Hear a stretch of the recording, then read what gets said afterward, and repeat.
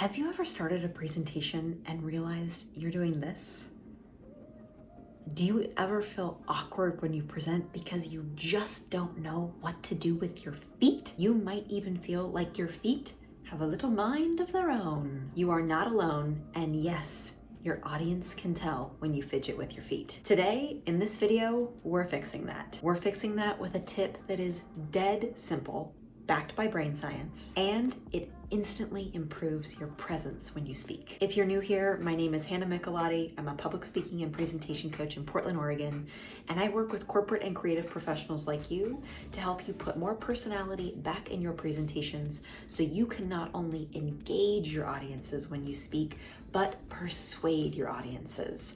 I argue that very rarely in life are we merely informing people. We are almost always persuading people. Today's video is about your feet and specifically how placement matters, not only to your brain, but to your audience as well. Let's start off with some brain science. Here's a quick science lesson about what's happening between your feet and your brain when you present. Your brain craves stability. When you have unstable footing, it's perceived as anxiety. When your brain starts to perceive that anxiety, the mirror neurons in your audience's brain start to fire and they start to feel that anxiety because you're pacing, because you're swaying, because you're doing a tap dance with your feet. Movement isn't bad when it comes to presenting. I'd like to be very clear about that.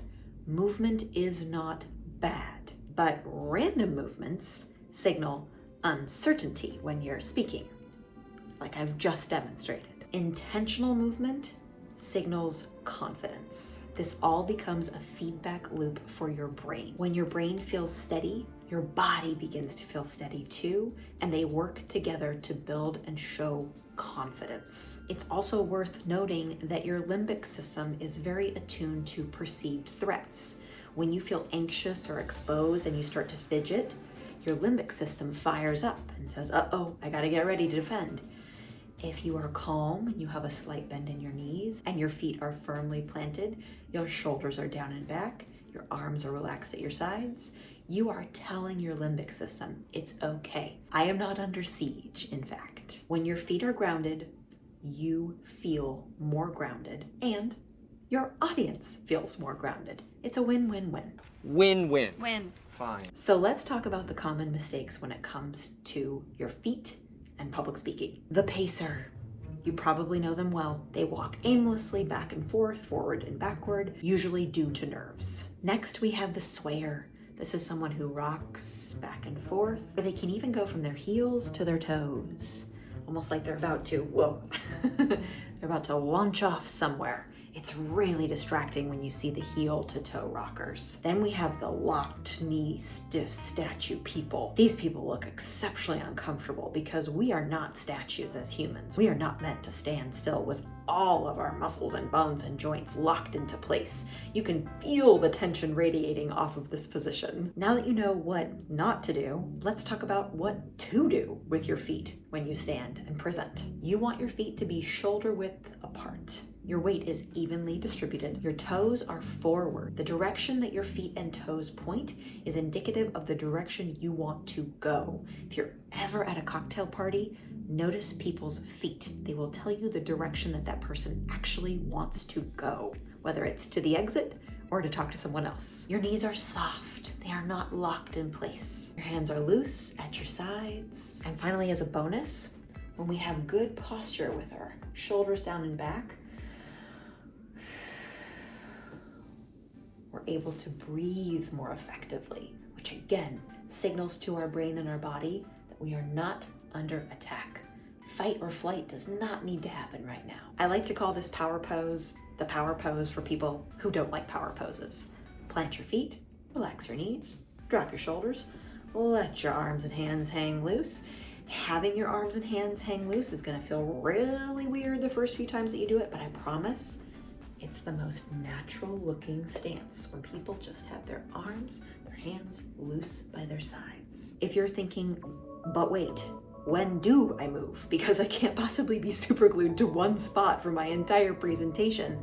Let's go over the moments when you do actively want to move. You want to stay planted for key points. You want to move in between your key points. Anytime you're transitioning from main point A to main point B, that's a great time to walk. Then you want to anchor physically that point. Let's say that point A is to the right of center. Let's say that point B is to the left of center. You know those locations indicate your main points and you can move to them accordingly. Last but not least, you want to move whenever you're asking a question because it inspires energy from your audience. And you want to move when you're telling a story because it frees you up for all of that nonverbal communication that takes place so often in a story. Remember, foot placement gives your body something to anchor to, which tells your brain everything's going to be fine. Anchoring your feet is like creating a home base for your body and your mind. When you ground your feet, your body and your brain perceive this as calm. There's no anxiety, there's no disquiet, there's no upset happening. This in turn drops your cortisol levels. It says to the limbic system, hey, everything's okay. Here's a little bit of fun bonus content because you know I cannot help myself. When it comes to purposeful movement, if you time your movement very specifically with your content, you actually create muscle memory. So sometimes you'll be on the move and go, oh, that's right, this motion is what I do for this exact point. It can be very helpful for people who are kinesthetic learners or who really need to move their bodies.